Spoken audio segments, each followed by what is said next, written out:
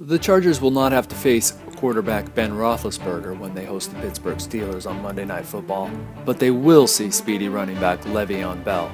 They might see him run right past them.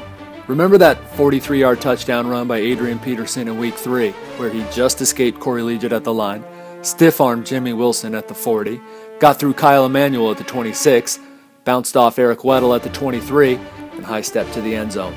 Just a few of the 40 missed tackles by the Chargers this season.